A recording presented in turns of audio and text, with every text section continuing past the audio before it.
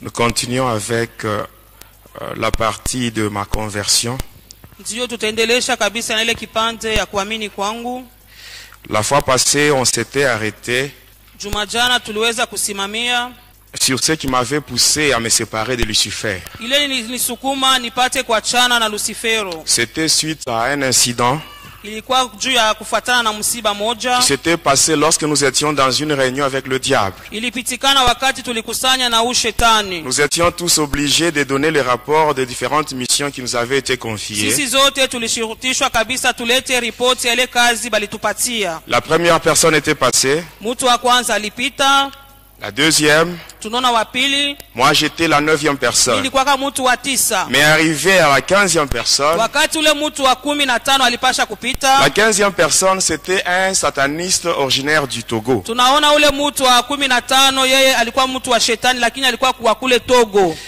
Amen. Quand il devait donner le rapport de sa mission, il avait dit qu'il avait connu un échec. Amen. Et quand il cherchait maintenant à expliquer le pourquoi de son échec,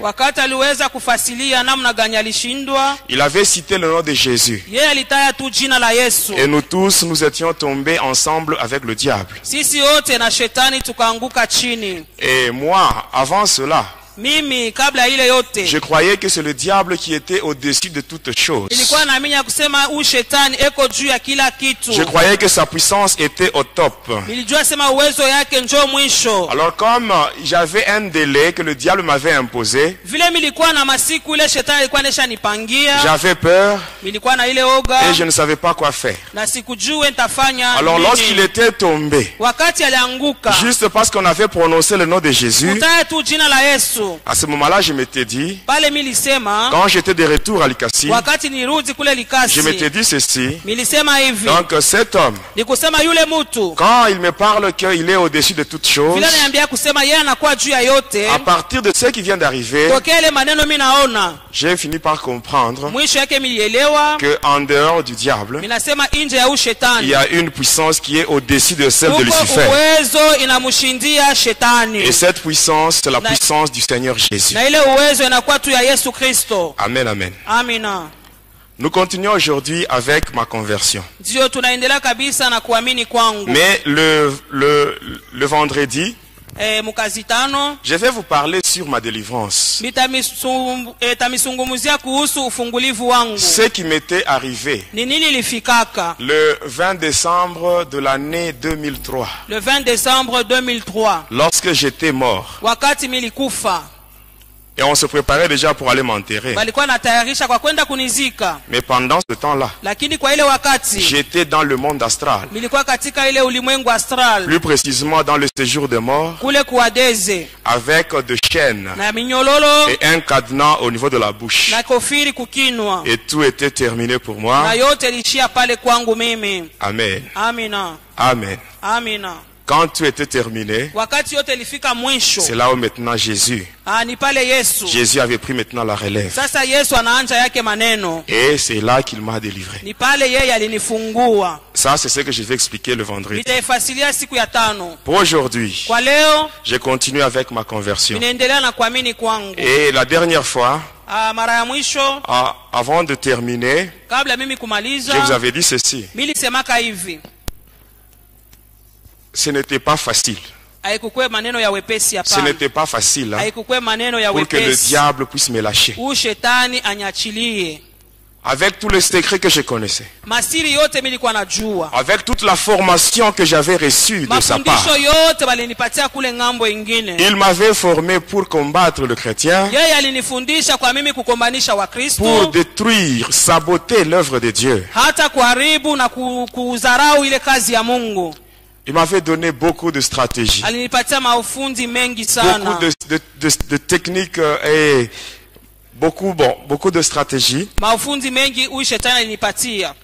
Beaucoup de techniques pour combattre le chrétien et détruire, saboter l'œuvre de Dieu. Alors quand le Seigneur, Quand j'ai cherché à donner ma vie au Seigneur Jésus, le diable, sachant très bien que si cet homme est délivré et qu'il commence à dévoiler mes secrets, beaucoup d'enfants de Dieu seront affermis et beaucoup de gens seront délivrés. Alors pour cela, je ne dois pas le lâcher facilement. Faire le pacte avec le diable, c'est facile. Mais se séparer avec Satan, c'est pas une chose facile. Amen, amen. Amen. Pour aujourd'hui, j'aimerais insister sur un point. Le Seigneur Jésus a besoin de nous aider tous. Et d'une manière particulière, il a besoin d'intervenir dans ta vie. Mais toi aussi, tu dois faire quelque chose. Comme la fois passée, je vous avais dit, si tu as besoin de l'intervention du Seigneur Jésus, il faut que tu prennes le risque de dire la vérité. Et en disant la vérité, le monde n'aime pas la vérité. Le monde va te haïr à cause de la vérité. Ta famille peut te rejeter. Tes amis peuvent t'abandonner. Mais Jésus, lui, ne va pas t'abandonner. À cause de la vérité, Jésus ne t'abandonnera jamais. Parce que lui-même, il est la vérité. Et à cause de la vérité que tu vas dire, Jésus ne va pas t'abandonner. Il est l'ami fidèle. Mais bien aimé, même quand vous venez à l'église, j'aimerais vous demander une chose. Quand vous venez à l'église, il faut se dire ceci. Amen. Les hommes de Dieu, le pasteur, les évangélistes, les intercesseurs, ce ne sont pas eux qui vont donner la solution à ton problème. C'est lui qui va donner la solution à ton problème. C'est lui qui va t'accorder la délivrance. C'est le Seigneur Jésus. Le pasteur, les intercesseurs, les évangélistes, ce sont des instruments que Jésus va utiliser pour la délivrance. Amen. Quand tu es dans la détresse, demande le secours de Dieu. Et ici, j'attire aussi l'attention de ceux-là qui servent encore le diable dans la sorcellerie et qui font des histoires dans l'église. Faites attention. On ne se moque pas de Dieu. C'est que l'homme aura semé. Il va moissonner tout ça.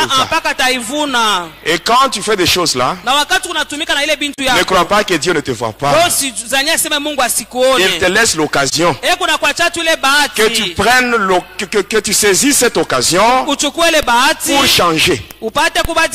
Mais si tu continues comme ça, dans l'église de Dieu, sache qu'un jour, lorsque Dieu va dire trop c'est trop, Dieu va te frapper, tu seras humilié. Même les gens qui te respectent, vraiment tu n'auras plus de valeur. Amen. Lisons la parole de Dieu. Le premier livre, nous lisons le livre des Psaumes, le chapitre 60 et le verset 13. Le deuxième livre, nous lisons l'épître de Paul aux Galates, le chapitre 6 et le verset 7.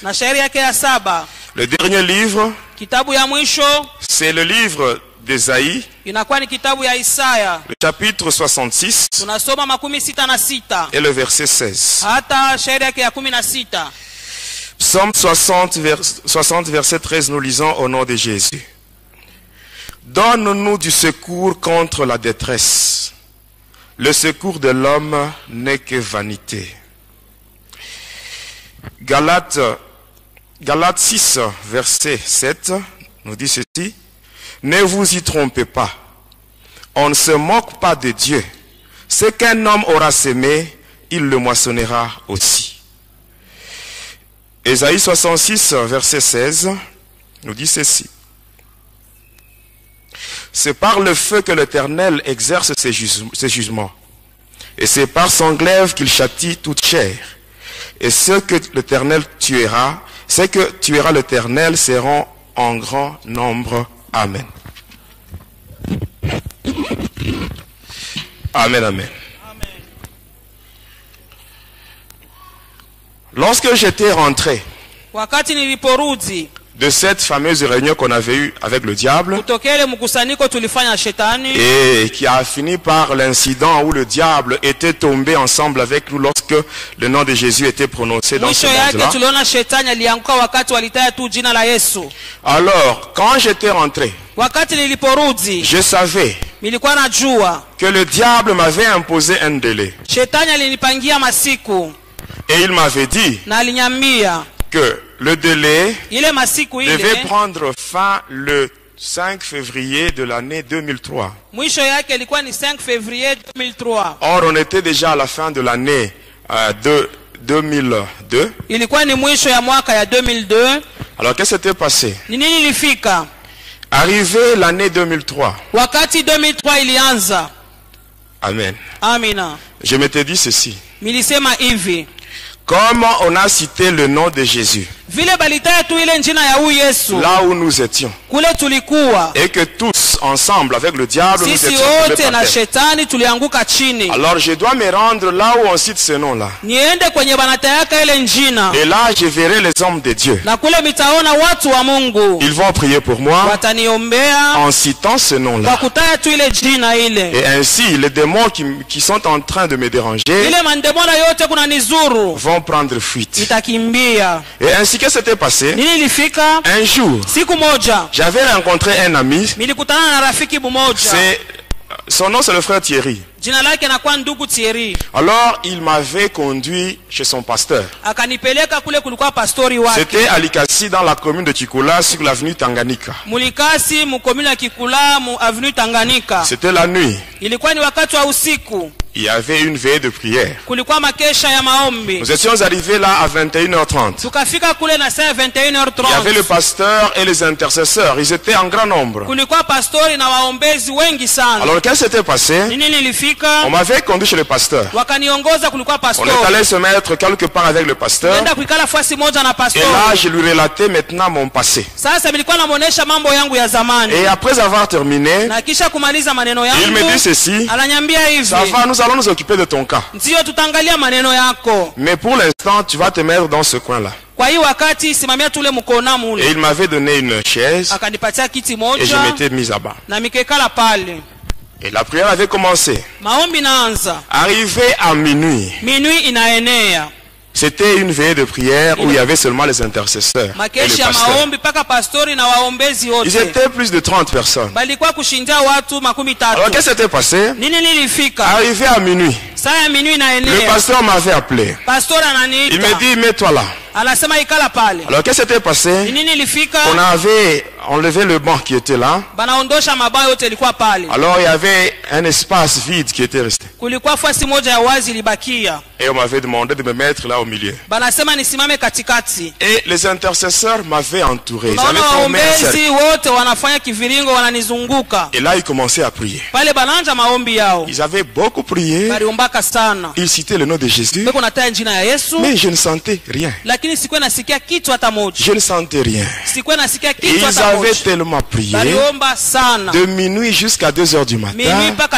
J'étais là, je le regardais et je ne sentais rien. Il n'y avait aucun effet sur moi, malgré que ces gens-là étaient en train de citer le nom de Jésus. Mais bien, me faites attention. Le nom de Jésus. Amen. Quand ce nom-là est cité par une personne qui vit dans le péché, il n'y aura rien. Mais si ce nom-là est cité par une personne qui marche dans la crainte de Dieu, et là automatiquement il y aura des effets. Ces gens-là priaient et à la fin ils étaient fatigués. Le pasteur allait se mettre devant la porte. pastor anaenda kuikala kule kumulango. Alors eux, les intercesseurs, ils continuent à prier. Waombezi wanaendelea na kazi yao. Pendant qu'ils priaient, wakati walikuwa naomba, ils étaient fatigués. Bakachoka. Et comme ils voyaient qu'il n'y avait rien sur moi, vile baliona kuna kitu kinafanyika juu yangu, alors ces gens-là commençaient maintenant à me donner 2 coups de poing au nom de Jésus. Sasa bakaanza kunipika makofi katika jina la Yesu. On me donnait 2 coups au nom de Jésus. Wananipika mangumi katika jina la Yesu. Mais pendant qu'ils me donnaient des coups, wakati walikuwa wanapika mangumi, mais je sentais comme s'ils étaient en train de me gratter. Nilikuwa nasikia kama beko nanipalula kwa pamwili. J'ouvre les yeux. Ninafungua macho yangu. Je regarde les intercesseurs qui m'entouraient. Ninaangalia wale waombezi walikuwa wananizingira. Ils étaient tous nus. Wote walikuwa uchi bila mavazi. Sans habit. Bila vazi hata moja. Si tu ne marches pas dans la crainte de Dieu, si tu n'as pas une vie de sanctification, ne t'hasarde pas de chasser les démons, mais tu vas faire la honte du nom de Jésus. Amen, amen. Amina. Alors quand ces gens-là me frappaient, alors là j'étais fâché. J'étais énervé. Et je me disais à moi-même, le fait de venir ici et dévoiler tous mes secrets, c'est une trahison vis-à-vis du diable. Alors comme il n'y a rien, lorsque je vais rentrer chez moi, on va sérieusement me frapper. Et avant que je sois frappé, et là, alors là, je commence d'abord à faire frapper ces gens. Bon, je vous dis la vérité. Vous voulez que je puisse sauter cette étape? Je vous dis la vérité, hein, c'est ce qui s'est passé. Alors là, je commençais à donner des coups. Ce n'était même pas des coups que je donnais sérieusement. Je poussais seulement ces gens. Et quand je poussais, ils sautaient pour tomber sur des bancs. Les bancs étaient cassés. Et là, j'étais sorti. Je suis sorti de l'église. Tel que j'étais. Quand j'étais arrivé chez moi, les esprits méchants m'attendaient. Et là, on m'avait sérieusement tabassé. On m'avait frappé. Et là, je saignais. Dans les narines, la bouche, même dans les oreilles. Et le lendemain matin, je m'étais dit, je dois encore chercher d'autres serviteurs. Malgré qu'on m'avait frappé, moi-même, j'étais allé voir un autre serviteur. Vous savez, bien aimé, si tu as besoin d'être délivré, toi-même, c'est toi la première personne qui doit manifester la volonté d'être délivré. Il ne faut pas qu'on puisse te forcer. Amen. On m'avait frappé la nuit. Mais le lendemain, j'étais encore chez notre serviteur. Il y avait un frère qui m'avait conduit sur l'avenue Sankuru. J'arrive là-bas. Il y avait un monsieur là, un pasteur là. Il avait son nom, mais à la fin, on ajoutait Fire. Je ne dis pas son nom. Alors quand j'étais entré là, qu'est-ce qui s'était passé? C'était un mercredi. Sur l'avenue Sankuru. Dans cette église-là, comme toiture, il y avait une bâche. Alors comme mur, c'était de nattes qu'on avait placé là. Il y avait beaucoup de gens. J'étais entré. J'avais vu le pasteur. J'avais causé avec lui. Il m'a dit ça va, il n'y a pas de problème. Va te mettre là au fond sur une banquette. Et j'étais allé là-bas et je m'étais assis. Et qu'est-ce qui s'était passé? Il a commencé à prêcher. Après la prédication, il devait maintenant conduire la prière. Il a demandé à ce que tout le monde se tienne debout. Alors quand tout le monde était debout, et le pasteur maintenant avait commencé la prière. Il avait donné un sujet de prière. Et les fidèles étaient plongés dans la prière. Et lui, il était en train de circuler. Il arrive là où j'étais, là au fond. Pendant que les autres étaient en prière, il arrive là où j'étais. Il se tient devant moi. Il me dit, frère, je viens de voir un blanc derrière toi. Il dit, ah bon, derrière moi il y a un blanc. Bon, comme tu as tué, c'est toi qui as vu ce blanc. Tu peux l'enlever de là, tu peux le faire sortir de là. Mais bien aimé, il y a des farceurs. Surtout ceux-là qui travaillent pour leur poche et pour leur ventre. Les farceurs. Et ils sont vraiment nombreux. Et ce sont ces gens-là qui rendent même les sorciers incrédules. Un sorcier, il entre dans l'église, il arrive même à envoûter les pasteurs. Comment est-ce qu'il peut donner sa vie au Seigneur Jésus?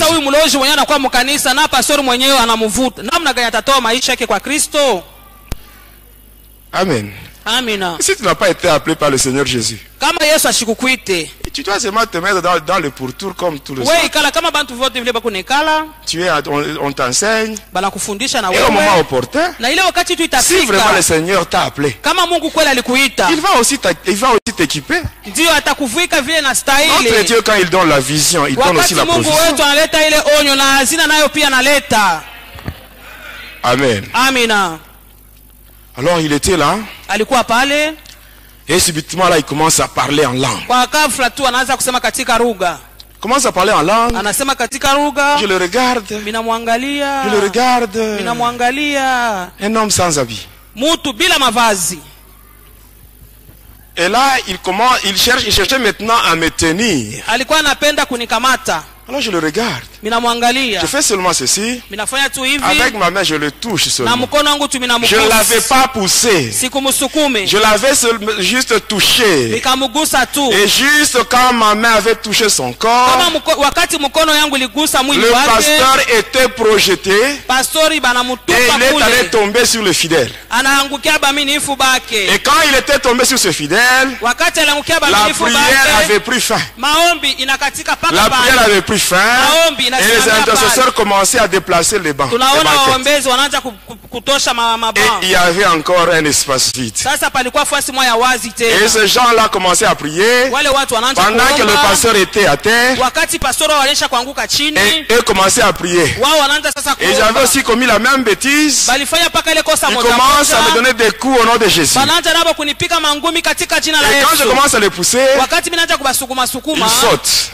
Et quand ils sautent, ils sortent avec des nattes. Ils sortent avec des nattes. Et à la fin, quand je devais quitter ces lieux-là, il y avait juste la toiture, toutes les nattes n'étaient plus là. Et j'étais parti. Amen, amen. Et quand j'étais parti, un jour, il y a une sœur. Elle était venue me voir. C'était la mère de ma fille. Alors elle m'avait donné l'adresse d'un prophète. Du côté, quand vous êtes à Likasi, vous vous rendez vers le camp Génie. Sur l'avenue Dilolo. On m'avait donné l'adresse d'un prophète. Et j'étais parti. J'arrive là-bas, je frappe à la porte. Le prophète était chez lui au salon avec sa femme. Quand j'étais entré, j'arrive là-bas, je les salue. Il me demande le pourquoi de ma visite. Et là je commence à parler. Je commence à parler que je suis sataniste, je cherche la délivrance. Et je voulais ajouter. Il me dit tais-toi. Tais-toi. Mets-toi à genoux. Pendant que tu étais en route, Dieu m'a dit Dieu m'a dit qu'en route, il y a un homme, un sataniste qui vient chez toi. Tu dois prier pour sa délivrance. Eh bien, mais pourquoi mentir? Pourquoi mentir au nom de Jésus? Mais si Dieu ne t'a pas donné un message, tais-toi. Mais bien aimé, maudit soit l'homme qui dit Dieu a dit pendant que Dieu n'a rien dit. Le silence de Dieu ne signifie pas son absence. Amen. Alors, il me dit, mets-toi à genoux. Et comme c'est moi qui étais dans le besoin, j'étais obligé d'obéir. Et j'avais obéi à cet homme-là. Je m'étais mis à genoux. Alors il vient directement avec sa main, il impose sur ma tête. Il commence à prier. Juste quand il avait imposé sa main sur ma tête, il était lui-même projeté, il est allé se cogner au mur. Et quand il s'était cogné au mur, il se relève, il prend sa femme par la main, il ouvre la porte, et les deux prennent fuite. Et il me laisse seul dans la maison. Et quand j'avais ouvert la porte, ils étaient déjà dans la parcelle. Et juste quand j'avais ouvert la porte, ils me voient, ils quittent la parcelle, ils se retrouvent maintenant sur la route. Et même les gens, les voisins étaient venus. Il y avait beaucoup de gens là-bas. Alors comme j'avançais, le prophète et sa femme, ils avaient quitté même la route pour aller maintenant dans la parcelle de l'autre côté. Lui qui avait dit que Dieu lui avait dit. Voyez, pourquoi tromper? Il y a des gens qui croient que non, Dieu agit seulement par la prophétie. Non. Parce qu'aujourd'hui il y a même des prophéties fabriquées. Les vrais prophètes, ils sont là, ils existent. Mais ils sont en petit nombre. Mais ceux qui sont en grand nombre, ce sont les faux prophètes.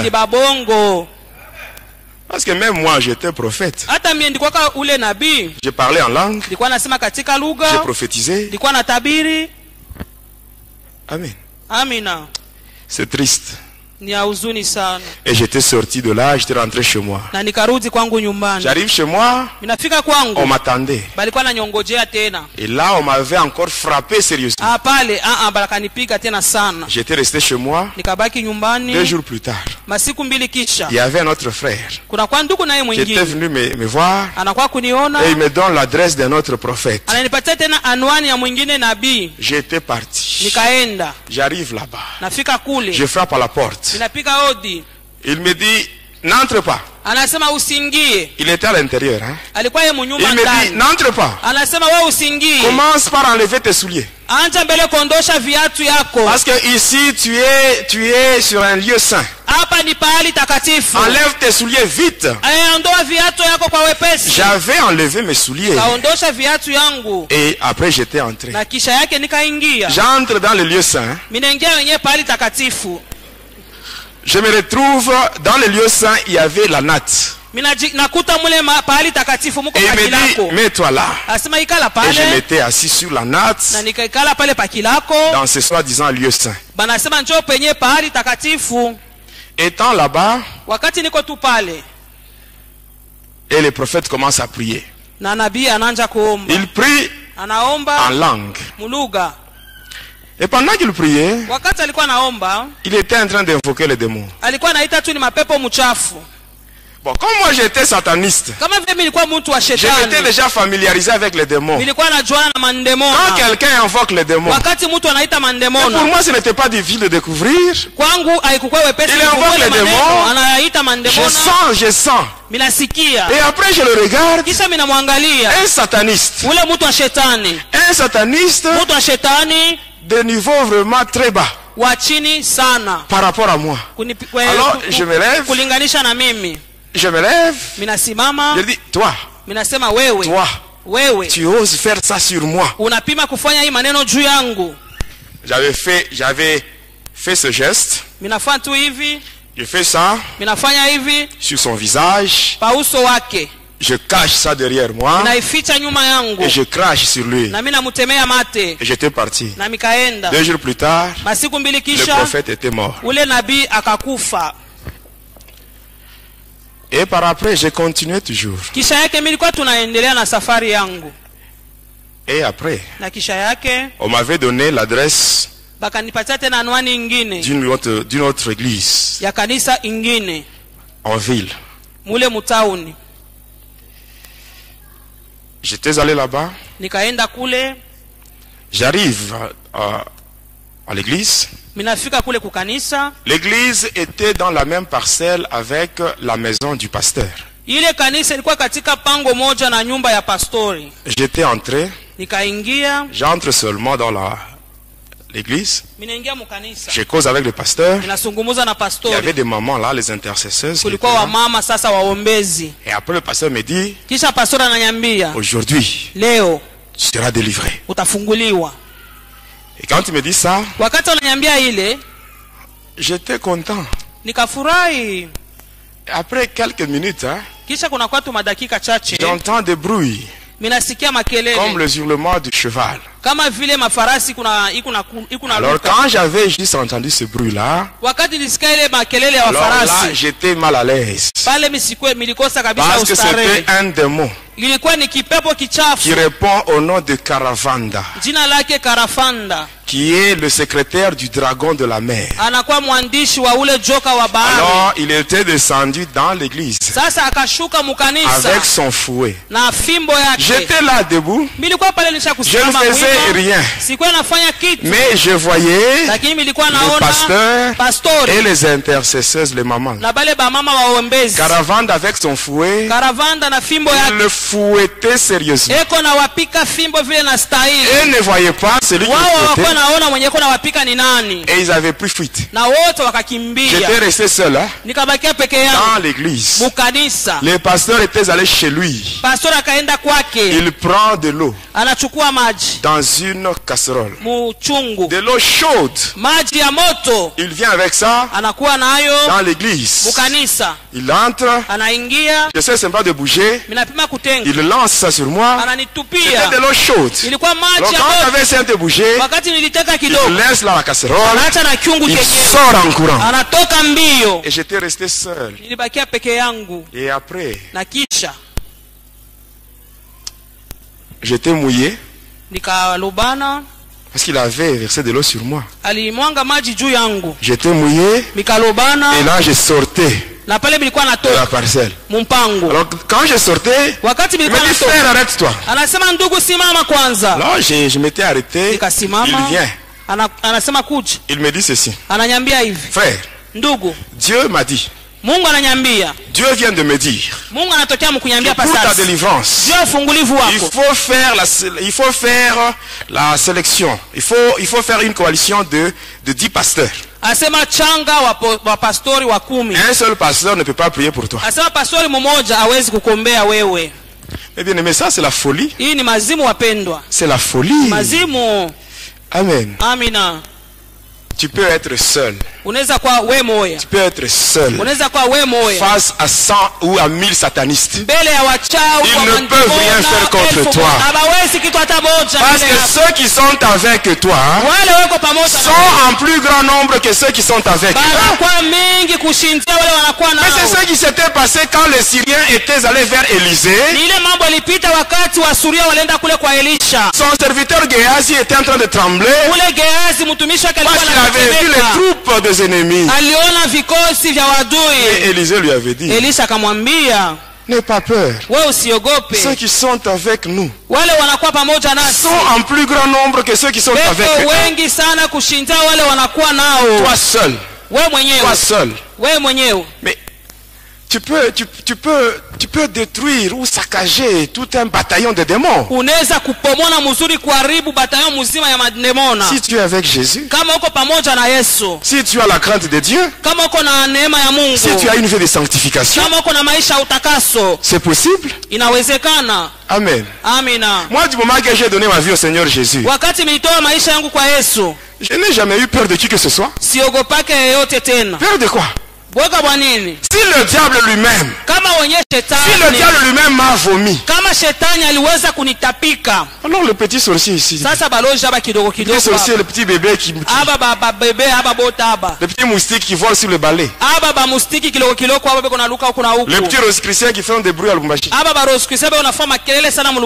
peur de ces gens-là. Mais ils sont plus petits, plus petits. Parce que c'est lui qui est en nous. Mais il est plus fort plus que tous les démons qui sont dans les catcheurs, les rosicruciens, les sorciers. Mais bien aimés, nous devons vivre ce qui est écrit dans la parole de Dieu. Amen. Pourquoi avoir peur? Moi tel que vous me voyez, je peux passer même à minuit. Je passe à côté d'un cimetière. Je ne vais pas avoir peur. Parce que je sais que mon Dieu à moi, il est puissant. Je peux marcher tête haute, poitrine bombée en balançant le bras. Je passe parce que j'ai confiance. Et je connais ma relation avec Jésus. Je connais ma relation avec mon Dieu, mes bien-aimés. Voilà pourquoi même quand je témoigne, il y a des petits sorciers qui m'envoient des flèches. Tout ça, quand ils font tout ça, moi j'ai pitié de ces gens. J'ai pitié de ces gens parce qu'ils ne peuvent rien me faire. Si Dieu est pour moi, qui sera contre moi, mes bien-aimés? Pourquoi avoir peur? Tu trouves on a placé des fétiches la nuit. Tu te réveilles le matin, tu commences à trembler. Prends ces choses, brûle au nom de Jésus, il n'y aura rien. Amen. Amina. Quand tu as peur, quelque part, si tu as peur, ça veut dire quelque part ta relation avec Jésus n'est pas bonne. Mais nous devons vivre ce que Jésus, ce que la parole de Dieu nous dit. Jésus lui-même il dit, voici je vous donne le pouvoir de marcher sous le serpent, les scorpions, sur toute la puissance de l'ennemi et rien ne pourra vous nuire. Et c'est la vérité. C'est la vérité. Moi on m'a déjà piégé à maintes reprises. On a déjà envoyé des satanistes. Mais malgré tout ça, je n'ai pas peur. Je vais continuer à témoigner. Je vais continuer à dévoiler les œuvres du diable. Et tout cela pour la gloire de Jésus. Il y a des gens qui tremblent. Quand tu trembles, tu donnes la force à tes ennemis. Et quand tu minimises les ennemis, c'est facile pour toi de les écraser. Amen. Amen. Alors quand j'ai été sorti de cette église-là, on m'avait encore adressé à une autre église. J'étais arrivé là. Alors on commençait à prier pour moi. Ils étaient à 6. Les 4 là se sont précipités pour mettre leurs mains sur ma tête. Et ils étaient projetés. Alors quand ils étaient projetés, les 2 qui étaient restés debout, ils m'avaient abandonné pour s'occuper de ces gens-là qui étaient à terre. Alors là j'étais sorti, j'étais rentré chez moi. Après cela, j'étais allé dans une autre église sur l'avenue Foyer Social. J'entre par la porte principale. Les démons descendent, ils commencent à frapper les gens commencent à sortir par la porte secondaire. J'étais parti. Je vais encore sur l'avenue Lumumba. Croisement avec l'avenue Mukumbi. À côté, il y a une station de Fina. J'étais entré là. Il y a des démons qui frappaient les gens. Les gens avaient pris fuite et on m'avait laissé. Je quitte cette église-là. Je vais sur l'église suivante. Sur une même avenue. Même chose. Je vais dans une troisième église. Sur une même avenue. Même chose. Et à la fin, j'étais... Amen. Hein? Amen. J'étais entré dans 23 églises. Mais dans toutes ces 23 églises, je n'avais pas trouvé la solution à mon problème. À la fin, qu'est-ce qui se faisait? Lorsque je me rendais aux églises, moi je partais avec une bonne intention. Je ne partais pas là-bas pour que les démons descendent afin de frapper les gens. Moi je disais la vérité. Amen, amen. Et à la fin, qu'est-ce qui s'est passé? Lorsque je me rendais aux églises, qu'est-ce qui s'est passé? On me voyait de loin. Et là, on m'envoyait des frères. On vient me voir. On dit, frère, le pasteur a dit, ne viens pas dans notre église. Tu vas faire fuir les gens.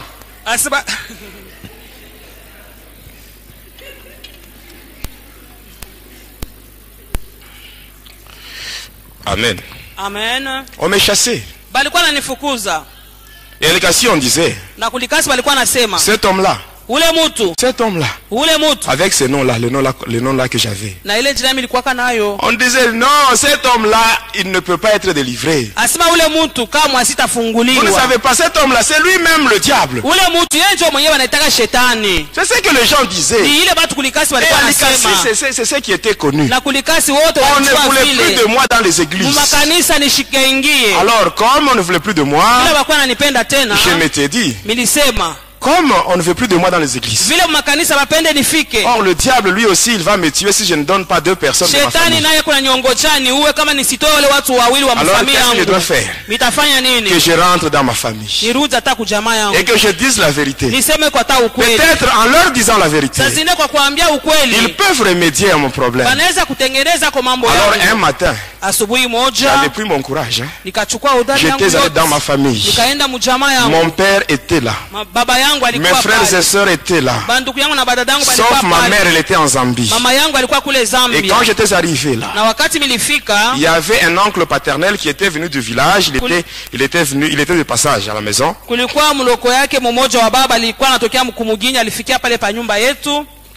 Alors quand j'étais là au salon, avec toute la famille réunie, j'avais dit ceci. Vous savez tous que je suis sataniste. Mon père m'avait dit ceci. Oui, je sais. Oui, je sais. Et ton père c'est le diable. Oui, c'est ce que mon père m'avait dit. Mon propre père. Parle vite. Nous avons d'autres choses à faire. Alors j'ai dit ceci. Vous savez que je suis sataniste. Et maintenant, au moment où je vous parle, on m'a demandé de tuer 2 personnes. Et les 2 personnes qu'on m'a demandé, les 2 personnes que je dois tuer, c'est parmi vous qui êtes ici.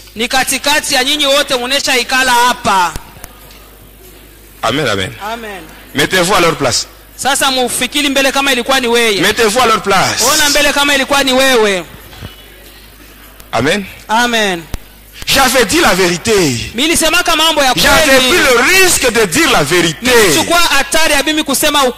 quand je disais cette vérité-là, je n'avais pas une mauvaise intention. Je disais la vérité. Et c'est ce qui était réel. Et avant de me répondre, alors tout le monde commençait à pleurer. Hein? C'était déjà le deuil. Il n'y avait pas quelqu'un qui était mort, mais c'était déjà le deuil. Et par après, les voisins même étaient venus pour demander celui qui était mort. Et par après, mon père s'était ressaisi. Alors il a réuni tout son courage. Il me dit ceci. Ananiambia hivi. Tu vois? Unaona? Ma maison à moi. Hii nyumba yangu. Ce n'est pas un poulailler. Haina fasha wa nkuku. Ce n'est pas une boucherie. Haina fasha kuua manyama. Où tu dois prendre ce que tu veux pour ton père le diable. Ile unaweza kuchukua kwenda mpelekea baba yako shetani. Et au moment où je te parle. Na wakati niko nasema na wewe. Tu quittes ma maison. Toka mnyumba yangu. Tu quittes et sache qu'à partir d'aujourd'hui tu n'es pas mon fils. Tu n'es pas mon enfant. Et ces gens que tu vois ici, ils ne sont pas tes frères ni tes sœurs. Alors tu dois aller. Tu dois quitter ma maison. Il appelle son jeune frère. Il lui fait une lettre. Et il lui dit, tu dois rentrer au village. Et lorsque tu seras là-bas, tu leur diras, s'ils apprenaient qu'il y a deuil à Likasi, ils sachent que c'est cet homme ici qui vient de tuer. C'est ce qui s'était passé. Et là, je ne savais pas, je ne savais plus où aller. J'étais sorti de ma famille, chassé de ma famille. Les églises ne voulaient pas de moi. Ma famille m'avait rejeté. Tous les amis que j'avais, ils m'avaient abandonné. Tous ces amis à qui je payais la bière, ils n'étaient plus là. Et j'étais resté seul. Seul. Seul. Et je souffrais. Je souffrais. J'étais sorti de là. Je ne savais pas où aller. Je n'étais pas tranquille. Et là, j'ai resté au marché. Moi, je dormais au marché. En dessous des étalages. C'est là où je dormais. Moi qui servais le diable. Moi qui avais servi le diable pendant 25 ans. Moi que le diable avait demandé d'appeler papa. Mais ce jour-là, lui qui était mon papa, il m'avait abandonné. Mais bien aimé, dans le moment de détresse, demandons le secours de Dieu. Le secours de l'homme n'est que vanité, mes bien-aimés. Et j'étais triste. Et là, je prenais tous les drogues nécessaires pour chercher à avoir la paix. Mais c'était sans succès. Et pour finir, je m'étais trouvé une maison sur l'avenue Shaba. Et je m'étais installé là-bas. Et une nuit, je dormais. Alors là, vers 4 heures du matin, j'avais entendu de bruit. Il y a des gens qui criaient. Et quand j'étais sorti, il y avait un cas de vol. Alors on avait dit que le voleur avait pris la direction, il avait pris la direction qui allait vers la droite. Alors ensemble avec ceux-là qui étaient là, on commençait à poursuivre le voleur. Et comme on ne l'avait pas trouvé, on était rentré. Arrivé là-bas, les gens qui étaient là, ils avaient dit, on n'a pas vu le voleur. Alors une sœur de cette famille-là, la famille victime, ça avait dit, pourquoi vous dites que vous n'avez pas trouvé le voleur? Vous n'avez pas trouvé le voleur, mais le voleur est là. Et c'était moi qu'on avait cité, qu'on avait désigné comme voleur. Je dis, moi voleur? Mais qu'est-ce que j'ai fait? Tout ça, c'était le diable. C'était les esprits qui s'étaient incarnés dans cette sœur-là pour m'énerver. Afin que je puisse solliciter maintenant l'intervention du diable. Alors quand on avait dit ça, cette sœur pour moi c'était une humiliation. Alors je me disais, moi voleur? Alors je m'étais concentré, j'ai fait une invocation. On me dit, on va régler ce problème. Mais toi, donne les 2 personnes qu'on a dit. J'ai dit, ça va, je donne, je vais donner.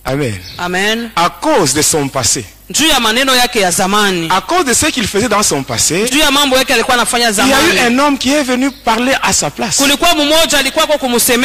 quand ce papa me parlait, je ne sais pas ce qui m'avait poussé. Je dis ça va. J'entre dans le bureau du magistrat. Je lui dis bon ça va, je retire ma plainte. Veuillez libérer ce papa. Alors lui me dit ça va, comme toi tu as arrêté ta plainte, mais moi en tant que magistrat, il doit aussi me donner l'argent comme amende de l'État. Il dit ça va, ça c'est ton problème. Entre toi et lui. Et moi et ce papa c'est terminé. C'est comme ça que j'avais laissé ce papa. Mais sur moi, je savais que 2 membres de ma famille devaient mourir. C'était le 3 février. Et là j'ai quitté le parquet. Je me rendais vers le centre de la ville. Et pendant que j'évoluais, j'avais un colis. Et dans ce colis, il y avait un flacon. Et dans ce flacon-là, il y avait un mélange du sang humain avec le parfum Hausarabia. Il y avait un livre qui avait la mention les plus grands secrets de Lucifer. Il y avait un crucifix. Et il y avait aussi un mouchoir que j'avais reçu lorsque j'avais adhéré dans l'ordre de Primacuria au sein de la magie indienne. Vous connaissez le Primacuria? C'est dans cet ordre-là qu'on s'est rencontré avec le président Mobutu. Même la vente de notre pays au diable. Notre pays, le Congo, quand il était encore Zaïre, Mobutu l'avait vendu. Et sachez que notre pays, pour sortir de la souffrance, Amen. Ce n'est que par la prière. Par la prière et la prière, c'est tout. Nous tous, nous avons vu. Lorsqu'il y avait les élections, les gens se disaient qu'avec maintenant les élections, il y aura des institutions qui seront maintenant établies. Et la paix va rentrer dans le pays. Et si nous voyons ce qui se passe, c'est pire. Amen. Et notre pays peut sortir de ce chaos seulement par la prière. Ainsi, l'Église a la mission de prier pour le pays. Il y a beaucoup de choses. Moi, je connais sur la vente de notre pays. À 2 endroits. La source du fleuve Congo et à l'embouchure. À partir d'une loge mystique qui a 8 dragons qui se trouvent au niveau de Badolite, le temple de Kawele. Tous ces gens-là qui ont travaillé avec Mobutu dans le gouvernement de transition. C'était seulement la distraction. Ces gens-là, c'était des amis. Tous agents de Satan. Ils travaillent pour un même maître. Et ils ont un même objectif. Qui est celui de plonger les enfants de Dieu dans la souffrance. Parce que l'homme, dans sa nature, n'accepte pas facilement la souffrance. Quand la souffrance dure, l'homme finit par retourner chez le diable. Amen. Et pendant que je partais, j'étais en route. J'étais sur le boulevard de l'Indépendance. Étant arrivé à un niveau, j'évoluais vers le centre-ville.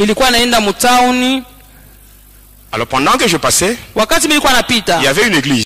Dans cette église-là, on parlait sur la sorcellerie. On parlait sur la sorcellerie. Celui qui parlait, c'est celui qui faisait la modération. Alors quand j'avais entendu cela, je m'étais dit, mais ces gens, avec leurs églises, ils parlent toujours sur la sorcellerie. Ils parlent sur la sorcellerie, le satanisme. Mais si un sataniste ou un sorcier se présente, ils ne font rien. Ainsi, je vais entrer ici. Je vais appeler les démons. Et ils vont frapper tous ces gens pour qu'ils ne puissent plus parler sur la sorcellerie. J'étais entré. Je m'étais mis sur une place. Et les chrétiens étaient là. Ils priaient. C'était le matin. C'était le matin. L'intercession matinale. J'étais là.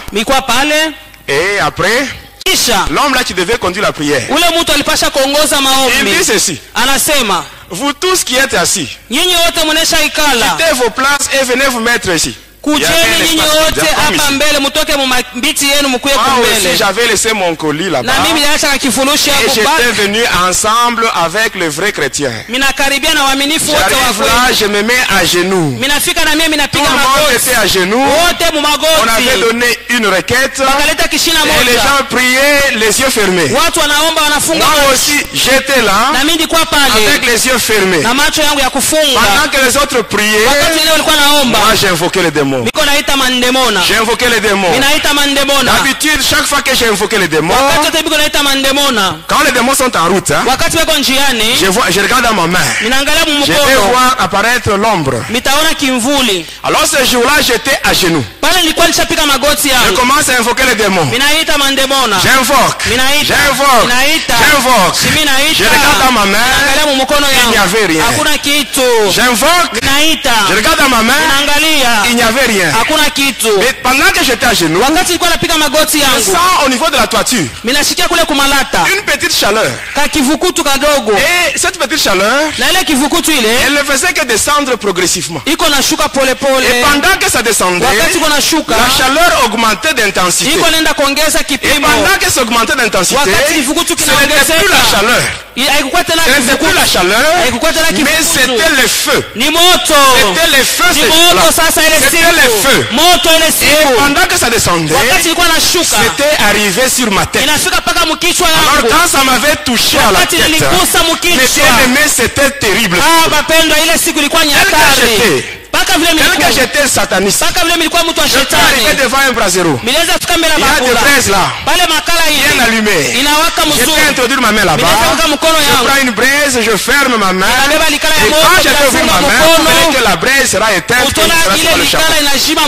Mais ce jour-là, le feu qui était descendu sur moi, ce n'était pas le feu de brasero, c'était le feu que je n'avais jamais senti. Et quand le feu descendait sur moi, ça ne s'était pas limité sur la tête, mais ça descendait dans mon corps tout entier jusqu'au pied. Et là, mon corps commençait à brûler à l'intérieur. C'était terrible. Je m'étais infiltré dans l'église de Jésus avec une mauvaise intention. Même toi, sorcier qui m'écoute, si même quand tu viens à l'église, tu fais ce que tu as toujours l'habitude de faire, sache que Dieu te voit. Il te voit. Il n'a pas peur de toi. Il te voit, mais il te laisse le temps que tu prennes la décision pour changer. Mais si tu veux demeurer dans ce que tu fais, sache que quand Dieu va dire trop, c'est trop. Dieu lui-même, la Bible dit que notre Dieu, il exerce son jugement par le feu. Et le feu de Dieu va tomber sur toi. Et ce jour-là, tu verras maintenant que Dieu, il est Dieu, il est au-dessus de toutes choses. Ce jour-là, le feu était descendu sur moi. Alors là, je me disais, cette fois-ci, je dois maintenant prendre fuite. Et maintenant, j'étais à genoux. Je faisais des efforts pour me relever.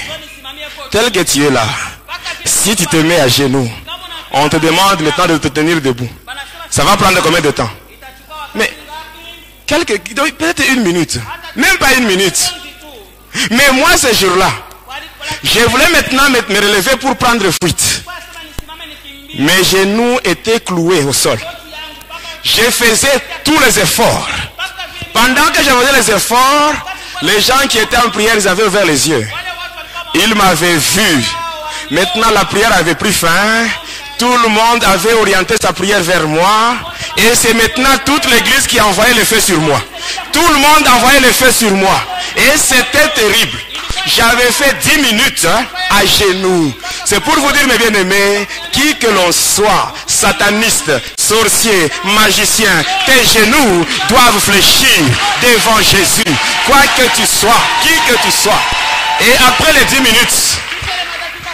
10 minutes, mes bien-aimés, je m'étais concentré. Alors comme il y avait une forte chaleur, j'avais maintenant invoqué.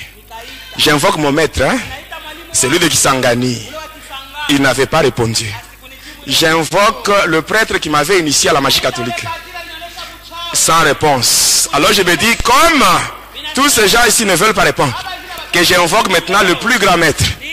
Et là, j'avais invoqué Lucifer lui-même. J'invoque Lucifer, même Lucifer ce jour-là, il n'avait pas répondu. Il n'avait pas répondu. Le diable n'a aucun pouvoir sur l'église de Jésus. Il n'a aucun pouvoir sur l'église de Jésus. Et à la fin, j'étais tombé. J'avais perdu connaissance. On m'avait fait sortir à l'extérieur. Étant à l'extérieur, même les gens qui passaient. Le matin, c'était à 9h.